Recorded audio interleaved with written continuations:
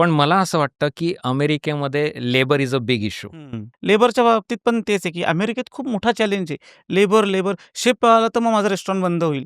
पहिली गोष्ट डोक्यातून काढून टाका. ठीक हे आहे. खरं आहे. हां, शेफ या. शेफ अशी मोठी काही गोष्ट नाहीये. It's not a rocket science.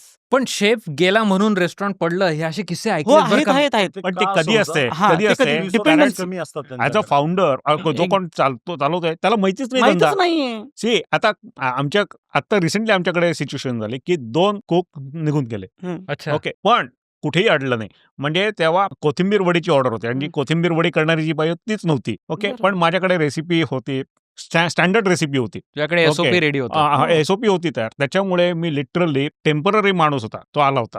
ज्याने कोथिंबीर वडी कधी बनवलेली नाहीये. त्याच्याकडून बनवून घेतली मी बरोबर, बनतो. आणि व्यवस्थित झाली ती. परफेक्ट झाली ती कारण स्टँडर्ड रेसिपी होती. त्याच्यामुळे आमचं अडलं नाही कुठे.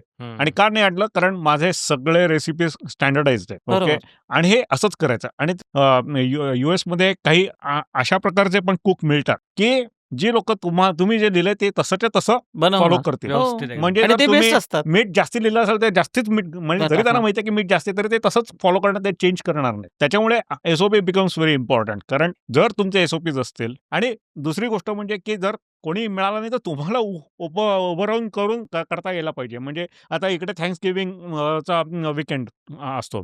आमचे जो स्टाफ आहे सगळा ते ख्रिश्चन आहेत बरीचशी लोक. त्याच्यामुळे ते सगळे निघून गेलेत त्यावेळी. त्याच्यामुळे आम्हीच किचनमध्ये होतो आणि त्या दिवशी सगळ्यात जास्ती धंदा झाला आमचा. ओके. कारण का बरेचसे बाकीचे सगळे अमेरिकन restaurant. रेस्टॉरंट्स बंद असतात. हां. हो.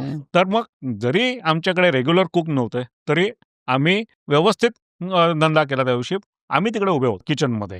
तर ही आणि तयारी लोकांना लागते. आवडतं अशा वेळेस जर तुम्ही स्वतः असताना लोक अप्रिशिएट करतात. तर आणि लेबरचा एक प्रॉब्लेम काय होतो की ज्यावेळेस आपल्याकडे असतात त्यावेळेस आपण रिसोर्सेस दुसरे अवेलेबल नाही करत बॅक इन द प्लॅन बी पाहिजे. किंवा तुमच्याकडे कॉन्टॅक्ट असले पाहिजेत. बाकीचे बरेचसे एक्झॅक्टली खरं आहे. एक्सपर्ट शेफ आहेत. पाईपलाईन पाहिजे. पाईपलाईन पाहिजे. आपल्याला कसं होतं की कोणी गेल्यानंतर मग आठवतं अरे आता मला हवेत हे रिसोर्सेस. पण अजून बरेचसे फेसबुकचे ग्रुप आहेत जे आपल्या इथे युएस मध्ये शेफ आहेत, बरोबर आहे. शेफ प्रोफेशन मध्ये काम करतायत. व्हॉट्सअपवर आहेत ते बरेचसे ग्रुप. तुम्ही त्यांच्यावर जरी टाकलं की तुम्ही किती पे करताय तर तुम्हाला लगेच 10-15 नंबर येतात. मिळतील आणि रिसोर्सेस अवेलेबल होतील. मला एक तुम्हाला असं सांगायला आवडेल की रिसोर्सेस आपण फेसबुक ग्रुप असे हे सगळे आहेत. इट्स गुड चांगले प्लॅटफॉर्म आहेत.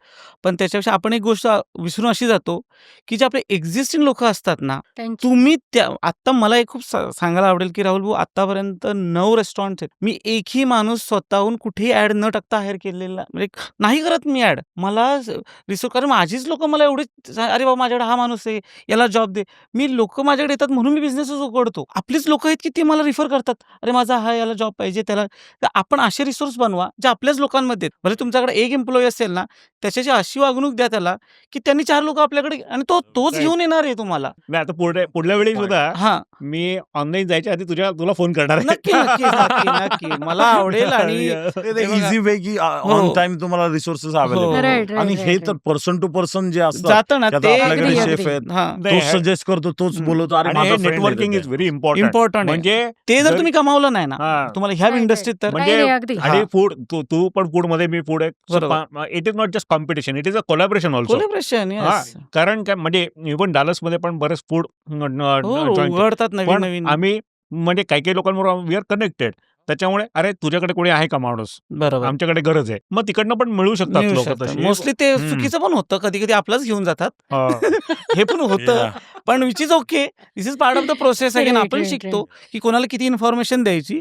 पण असं आहे की बोलतात ना की आपल्याकडे जे आहेत ते सोडून मग आपण इकडे तिकडे भटकण्यापेक्षा आपली लोक आहेत त्यांना चांगली जर माया दिली त्यांना चांगली ट्रीटमेंट दिली ना तर ट्रस्ट मी हा प्रश्न सॉल्व्ह होतो. आणि बरेचसे शेफ तिथे अवेलेबल आहेत. एम्प्लॉय स्किल लेबर ज्यांनी हॉटेल मॅनेजमेंट वगैरे करून आलेले आहेत असे बरेचसे आहेत.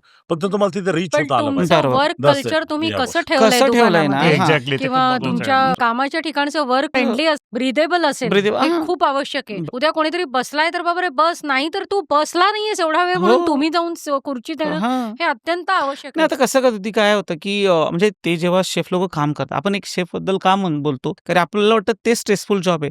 तसं नाही. रेस्टॉरंट फूड इंडस्ट्रीमध्ये जो डिश वॉशर जो आहे ना तेच सगळं स्ट्रेसफुल जॉब आहे. अगदी हो. अगदी प्रश्न तुम्हाला वाटतं ना डिश वॉशर म्हणजे तुम्हाला ती गंमत मी रेस्टॉरंट गेल्यानंतर मी हात मिळवतो पहिल्या डिशवॉशरला. तू कसा आहेस रे बाबा? शेफ मी शेवटी बोलतो त्याच्याबरोबर. ठीक आहे. कारण का he is your backbone. Dishwasher तुमचा ते हेल्पर आहेत ना, ते तुमचे बॅकबोन आहेत रेस्टॉरंटचे. हे इंटरेस्टिंग आहे हो. हा थॉट. ते म्हणजे लोकं बोलतात, "अरे शेफ नसला." त्या chef I know, I respect them. मी पण स्वतः एक शेफ आहे. आमची पण स्टोरी समथिंग सिमिलर. म्हणजे आता आम्ही पण हे घरी जेवण बनवणं वगैरे आहे, पण दुकान घेतलं आमच्याकडे तर इंडियन शेफ नाहीच आहे. तर सगळ्या रेसिपी वगैरे आम्हीच डेव्हलप केल्या. तर त्यातलं चिकाटी म्हणून आपण मगाशी बोलत होतो, तर चिकाटीसाठी सांगतो. तर मला पर्सनली मटार करंजी खूप आवडते. पुण्यात मटार करंजी मिळते. सगळीकडे मिळत नाही, पण पुण्यात खूप ठिकाणी मिळते आणि मला ती खूप आवडते. माझी आई पण खूप छान बनवायची. तर मला काही करून ती इंट्रोड्यूस करायची होती. तर मी लिटरली 1 आठवडा असेल एव्हरी डे जाऊन मटार करंजी बनवणे.